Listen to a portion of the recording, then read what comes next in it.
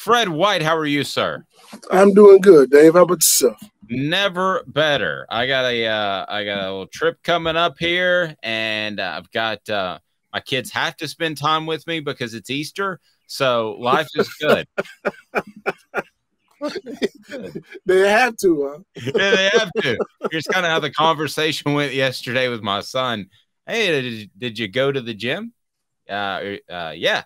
Well, do you want to go back? No, I already went. Why didn't you call me? I don't know. Thanks. All right. Well, it's good to spend time with you. I mean, the older they get, the less cool I get, Fred.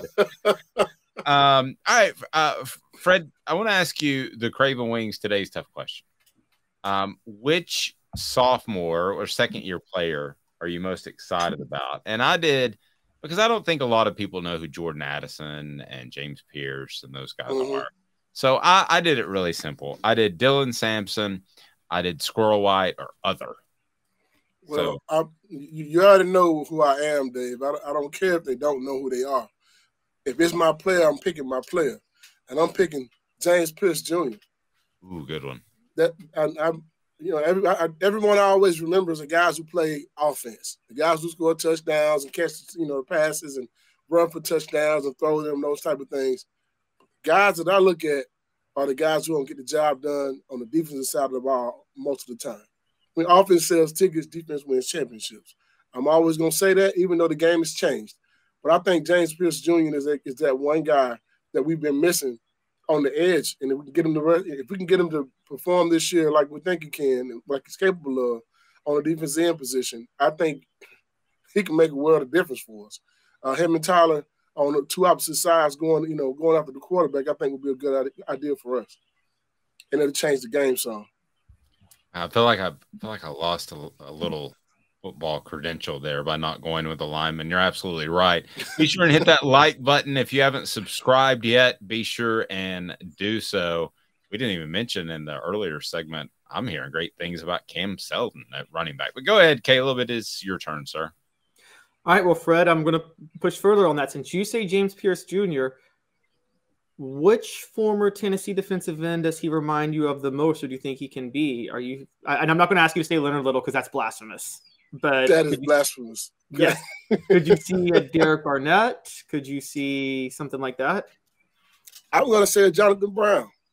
Oh, okay. Jonathan Brown was a fourth-round draft pick to the Green Bay Packers. Played a few years in the NFL. He played on the opposite side of Leonard Little, and I think those guys were a heck of a tandem when they played together in college. They put up a lot of sacks. When those two guys were our defensive ends, we had over 48 sacks in the season, which was close to our record, if it wasn't the record. So I like to see some things like that. With the game passing and those type of things right now, we need a guy who's long, 6'5". I mean, he's more than 220 pounds now. I'm sure of that. But at 6'5", with his talent and his length, I think those things will be good for us coming off the defensive end. Jonathan Brown was not 6'5". He was like 6'3" and a half, maybe 6'4". Now I see someone. I gotta say this real quick. I see someone put Reggie White, and hey, let me tell you something. You want to talk about blasphemy? You don't discuss not one first year, second year, third year, fourth year, or fifth year player to Reggie White. He's the greatest. Okay. We don't even bring his name up in conversation when we're talking about any of these players. That's uber blasphemy. You got to show me a whole lot for you to even be close to being on that level. I don't even put Leonard Little on that level. Whoa! He's the greatest defensive lineman I've ever seen play at Tennessee. Yeah, outside of Reggie White, of course. Reggie was pretty good. I think we can all agree with that. As far as second year surge players, the other one that I think kind of goes under the radar because it's not exciting to talk about is Jordan Addison because he's Addison Nichols, Dave. Addison Nichols. Did I go with an older player? Sorry. Fred, sometimes I reference players from 20 years ago. Addison Nichols. I don't know who Jordan Addison is. The receiver at USC. Oh, yeah. That's that guy. This guy's better. Addison Nichols, because he could provide backup at guard, but in particular, he could provide backup at center. Fred, we made the argument that non-quarterback Cooper Mays may be the most important player on this football team because you don't want anything to happen to him because I don't see a great center behind him. You? That remains to be seen. We still got a little bit of time. I think we have some pretty good offensive linemen out there. I'm not sure. I'm not sure that we have a good one right now, but I think between now and season start, you could develop someone in the bin, a good enough person to play that position. I think that's what the spring is for and what the summer is for, to find out who your next guy is, to build some depth. But I do want to see Cooper Mays do a great job of, leading that offensive line and being the leader. Since you're the senior, you're the oldest guy there. You're the guy who's taking some, you had a lot of game knowledge and game time and those type of things, but you need to take over and be the leader of this group. And I think wherever he goes is how far we go on the offensive line, in my opinion. Caleb, I know you got something else, and then I want to get to 4 downs and talk some more tailbacks with Fred. Yeah.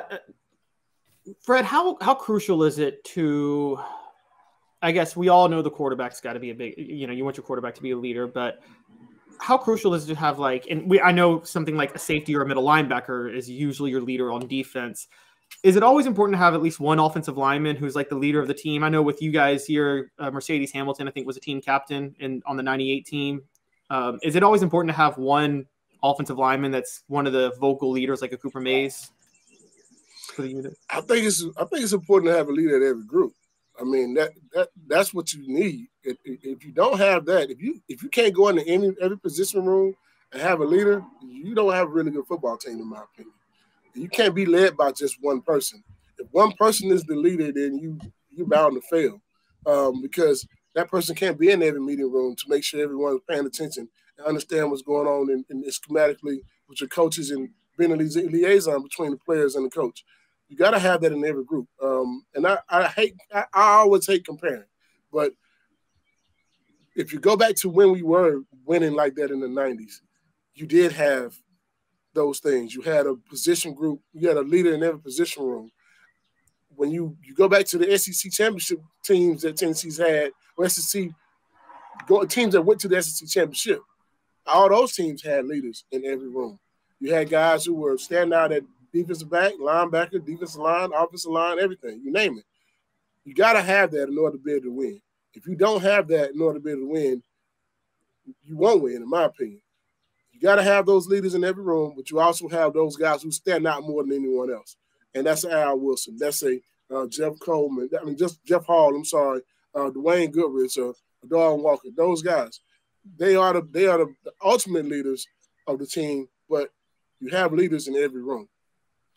I think somebody on the message board trying to get me in trouble with Fred. We'll see if he's able to do so.